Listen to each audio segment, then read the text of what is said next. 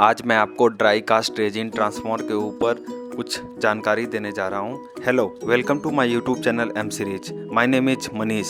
सबसे पहले बात करते हैं कि ड्राई कास्ट रेजिन ट्रांसफार्मर के क्या एडवांटेज हैं। सबसे पहले एडवांटेज यह है कि ड्राई कास्ट रेजिन ट्रांसफार्मर का कोई मेंटेनेंस स्पेशल नहीं है, यानी कि इसमें केवल आपको टाइम पर ट्रांसफार्मर की सफाई जैसे कि कभी जाले या फिर डस्टिंग करने की आवश्यकता पड़ती है। जैसे यहाँ पर आप देख सकते हैं कि ड्राई कास्ट रेजिन ट्रांसफार्मर को मैंने यहाँ पर दिखाया है और इसके अंदर जो कोर है इसके ऊपर आपको सफाई करनी होती है, जो कि आप एक नॉर्मल ब्लोअर से या फिर कपड़े से भी डस्टिंग कर सकते हैं। इसी प्रकार यहाँ पर आपके सामने ये एक बस बार दिख रही है जो कि ड्राई कास्ट रेजिन ट्रांसफार्मर के अंदर की है और यह एलटी बस बार है, तो इसको भी आप साफ़ सफाई इसकी कर सकते हैं। यहाँ पर भी आप देख सकते हैं इसकी भी सफाई डस्टिंग करने की आवश्यकता होती है। अब बात करते हैं कि अगला एडवांटेज क्या है। ड्राई कास्ट रेजिन ट्रांसफार्मर का सबसे बड़ा बेनिफिट यह है कि इसमें ट्रांसफार्मर ऑयल का यूज इंसुलेशन तथा कूलिंग के लिए नहीं किया जाता है। तो अगर इसमें ट्रांसफार्मर ऑयल नहीं होगा तो हमें ट्रांसफार्मर ऑयल की बीडीवी टेस्ट यानी कि ब्रेकडाउन वोल्टेज टेस्ट या फिर डाइलेक्ट्रिक स्ट्रेन टेस्ट करने की भी कोई आवश्यकता नहीं है। एंड दूसरा सबसे बड़ा फ़ायदा यह है कि जब तेल इसके अंदर नहीं है तो तेल की वजह से लीकेज की भी प्रॉब्लम खत्म हो जाती है। क्योंकि नॉर्मल जो ट्रांसफार्मर होते हैं कई बार उनमें ऑयल लीकेज की प्रॉब्लम आ जाती है, but dry cast resin transformer में इस टाइप की कोई भी प्रॉब्लम नहीं है। यहाँ पर आप देख सकते हैं कि किसी भी में भी आपको ऑयल नहीं दिख रहा होगा, केवल कोर है। कोर को एक पैकेज में बंद कर दिया जाता है जिसको कि dry cast resin type transformer बोला जाता है। अगला सबसे बड़ा बेनिफिट, अगर ड्राई कास्ट रेजिन ट्रांसफार्मर को लंबे समय के लिए कहीं पर रखा गया है तो उसमें मॉइस्चर या फिर इस प्रकार की कोई भी प्रॉब्लम की समस्या फेस नहीं करना पड़ता है। लेकिन अगर नॉर्मल ऑयल फील्ड ट्रांसफार्मर है तो अगर आप उसे बहुत टाइम तक यूज़ नहीं करते हैं तो उसमें मॉइस्चर की संभावना ज़्यादा हो जाती है।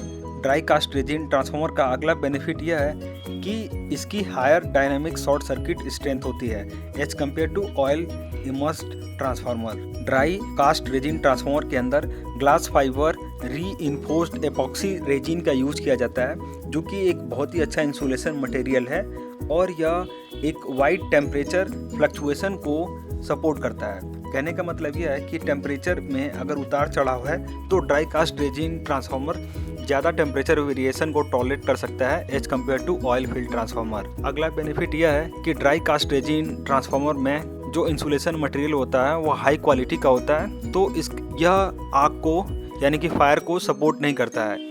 आपने कई बार देखा होगा कि ट्रांसफार्मर ब्लास्ट हो जाते हैं, but dry cast resin transformer के केस में फायर बहुत ही रेयर या फिर ना के बराबर होगा। ड्राई कास्ट रेजिन ट्रांसफार्मर के वाइंडिंग की हायर टाइम कांस्टेंट फैक्टर होती है, जिसकी वजह से यह कुछ ड्यूरेशन के लिए हायर ओवरलोड को सपोर्ट कर सकता है as compared to oil filled transformer. अगला ड्राई कास्ट रेजिन ट्रांसफार्मर का बेनिफिट यह है कि कास्ट रेजिन ट्रांसफार्मर के अंदर तेल यूज नहीं किया जाता है, तो इसकी वजह से ऑयल लीकेज और एनवायरनमेंट के ऊपर कोई पोल्यूशन का भी खतरा नहीं होता है। अगला benefit, dry cast resin transformer के अंदर फ्लेक्सिबल वाइंडिंग सपोर्ट और फ्लक्स डेंसिटी का यूज किया जाता है, जिसकी वजह से इसमें शोर भी कम होता है। यहाँ पर आप देखेंगे कि ड्राई कास्ट रेजिन ट्रांसफार्मर के अंदर यह एक फ्लेक्सिबल बस बार का यूज किया गया है, तो इसकी वजह से dry cast resin transformer flexible winding को सपोर्ट करता है और इसमें शोर भी कम होता है। चूँकि इसमें तेल होता नहीं है,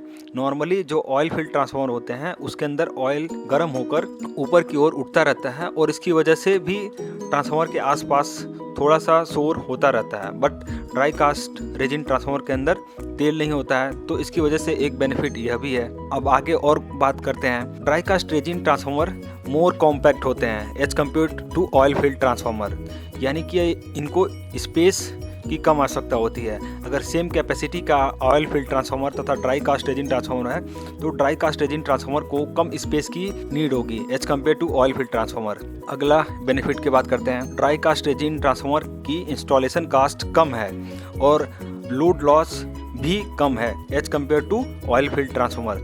यहाँ पर मैंने आपको एक ड्राई कास्ट रेजिन ट्रांसफार्मर को दिखाया है। इस ड्राई कास्ट रेजिन ट्रांसफार्मर की कैपेसिटी 2000 kV है, यानी कि 2 मेगा वोल्ट एम्पियर है, और आप देख सकते हैं कि यह कितने कम स्पेस में इसको रखा गया है।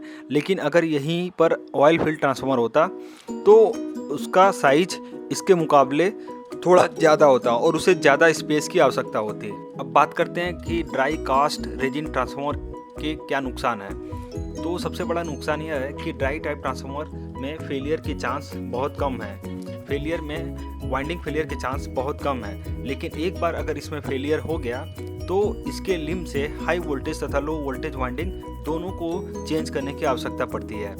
दूसरा सबसे बड़ा नुकसान यह है कि सेम कैपेसिटी का dry cast resin transformer oil filled transformer के कंपैरिजन में बहुत महंगा होता है। अभी यहाँ पर जो मैंने आपको 2000 kVA का ड्राई टाइप ट्रांसफार्मर दिखाया, इसका कॉस्ट सेम कैपेसिटी के ऑयल फील्ड ट्रांसफार्मर से बहुत ज़्यादा होगा।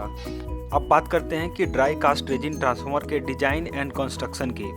तो जो ड्राई कास्ट रेजिन ट्रांसफार्मर का कोर होता है, इसका कोर हाई ग्रेड एलॉय लो लॉस CRGO सीड्स यानी कि कोल्ड ओल्ड ग्रेन ओरिएंटेड की सीड्स के साथ कार्लाइट इंसुलेशन के साथ में इसका कोर बना होता है। यहाँ पर मैंने आपके सामने कोर को दिखाया है, तो देख सकते हैं कि यह कोर एक कोल्ड रोल्ड ग्रेन ओरिएंटेड की सीड्स के साथ में बना है तथा इसके बीच में कार्लाइट इंसुलेशन का यूज किया गया है। इसी प्रकार जो ड्राई कास्ट रेजिन ट्रांसफार्मर की वाइंडिंग होती है, वाइंडिंग को कॉपर का इस्तेमाल करके बनाया जाता है तथा इसमें भी हाई ग्रेड इंसुलेशन का यूज किया जाता है। यहाँ पर आप देख सकते हैं कि यह एक dry cast resin type transformer है। इसी प्रकार यहाँ पर मैंने आपको एक और पिक्चर दिखाया है जिसमें आप देख सकते हैं कोर तथा वाइंडिंग को।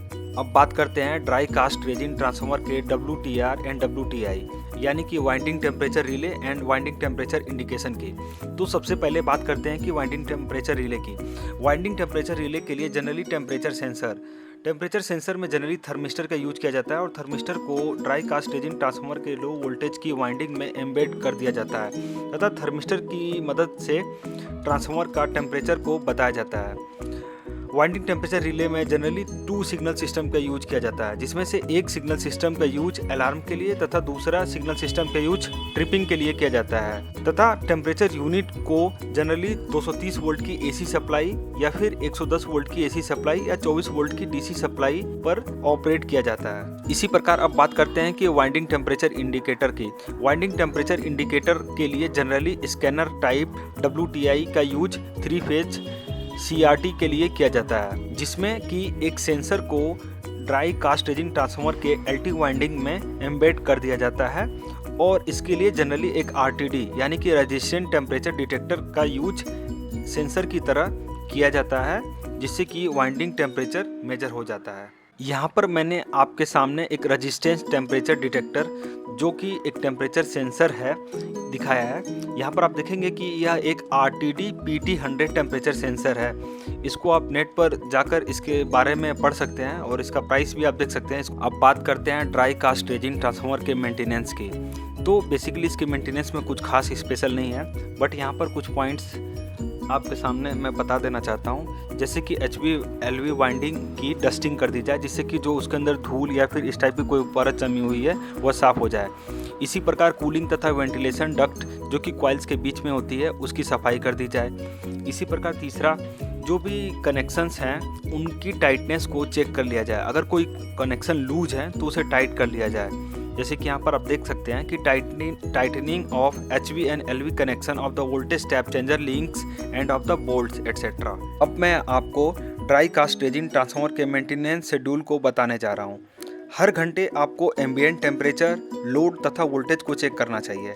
अगर टेम्परेचर या फिर लोड दोनों ज़्यादा है तो फिर आपको यह इंश्योर करना चाहिए कि वह एक परमिसिबल लिमिट के अंदर ही है। इसी प्रकार अगर आपने टैप चेंजर से वोल्टेज लेवल को कम या ज़्यादा किया है तो यह इंश्योर कर लें कि जो कनेक्शंस के बाद से नट बोल्ट को लगाया गया है वह प्रॉपर है तथा वह लूज नहीं है, यानी कि वह बिल्कुल टाइट है और लॉक्ड है। इसी प्रकार हर दिन यानी कि डेली आपको WTI तथा WTR यानी कि वाइंडिंग टेम्परेचर इंडिकेटर के लिए RTD जो लगा हुआ है उसको चेक करें। इसी प्रकार वाइंडिंग टेम्परेचर रिले के लिए अलार्म और ट्रिपिंग सर्किट काम कर रहा है यह भी चेक करें। इसी प्रकार प्रत्येक 6 महीने पर जो ड्राई कास्ट रेजिन ट्रांसफार्मर को जिस पैकेज के अंदर इनक्लोज किया गया है उसको आप साफ़ सफाई करें, उसमें देखें कि डस्ट और काउ वेब्स यानी कि मकड़ी का जाला, इन सब की सफाई करें।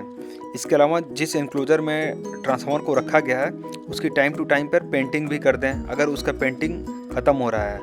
इसके अलावा हर 6 महीने पर आप कोर तथा कॉइल असेंबली को भी देख सकते हैं, और कोर तथा कॉइल असेंबली में भी साफ़ सफाई, डस्टिंग, अगर मकड़ी का जाला है तो उसको साफ़ करें। इसके अलावा अगर उसमें पेंट की आवश्यकता है तो आप पेंट भी कर सकते हैं। इसके अलावा हर प्रत्येक 6 महीने पर एसटी तथा एलटी कनेक्शंस के टाइटनेस को भी चेक करना चाहिए कि वो पूरी तरीके से टाइट है या नहीं है। अगर कहीं भी कनेक्शन लूज होता है तो उसकी वजह से एयर आती है और एयर की वजह से हमारे सिस्टम को प्रॉब्लम हो जाता है। अब बात करते हैं कि हर साल क्या क्या चेक करना चाहिए। हर साल पर कोर तथा कॉइल असेंबली के पास में जो भी बोल्ट या फिर नट लगे हुए हैं उसकी टाइटनेस को चेक करना चाहिए। इसके अलावा ड्राई कास्ट रेजिन ट्रांसफार्मर की अर्थ रेजिस्टेंस को भी हर साल चेक किया जाना चाहिए कि वह एक लिमिट के अंदर है या नहीं। अगर अर्थ अच्छा नहीं होगा तो फिर आपको प्रॉब्लम हो सकती है। इसके अलावा प्रत्येक साल पर ट्रांसफार्मर के रेशियो को भी चेक करना चाहिए कि रेशियो ठीक है नहीं है। अगर रेशियो ठीक नहीं है तो आप इसे जिस भी कंपनी का ट्रांसफार्मर है उससे आप कांटेक्ट कर सकते हैं। तो एंक्लोजर के जो साइड कवर हैं, केबल बॉक्स हैं, मार्शलिंग बॉक्स, इन सबको चेक करें कि यह पूरी तरीके से ठीक है ना। इसके अलावा हर साल पे रिले, अलार्म, ट्रिप, कॉन्टैक्ट और उसकी सर्किट को भी चेक करें कि रिले ठीक से काम कर रही है और ऑपरेशन में है। अलार्म और ट्रिप सर्किट को भी सेम यही चीज़ चेक करें। इसके अलावा प्रत्येक साल पर कूलिंग फैन को भी चेक करें कि वो ठीक से काम कर रहा है नहीं कर रहा है, जहाँ पर फोर्स्ड एयर कूल्ड सीआरटी में कूलिंग फैन का यूज किया गया है। इसके अलावा हर साल पे एसटी तथा एलटी की बुशिंग को भी चेक करना चाहिए कि उसके ऊपर कोई डर्ट या फिर किसी प्रकार का कोई क्रैक या डैमेज तो नहीं है। अगर है तो उसे रिप्लेस तुरंत करना चाहिए जिससे कि हमारा सिस्टम या फिर ट्रांसफार्मर अच्छे से कार्य कर पाए। आई होप यह वीडियो देखकर आपको ड्राई कास्ट रेजिन ट्रांसफार्मर के ऊपर जरूर कुछ नया सीखने को मिला होगा। ड्राई कास्ट रेजिन ट्रांसफार्मर के ऊपर एक डिटेल्ड में प्रैक्टिकल वीडियो मैं ऑलरेडी पहले बना चुका हूँ और यह वीडियो मैंने एक सब्सक्राइबर की डिमांड पर स्पेशली बनाया है। तो आई होप आपने इसे ज़रूर कुछ नया सीखा होगा। अगर ये वीडियो आपको अच्छा लगा तो लाइक कर लिए, वरना डिसलाइक करिए एंड कमेंट कर अपना सजेशन दीजिए। Thanks for watching M series videos. Keep learning, keep sharing.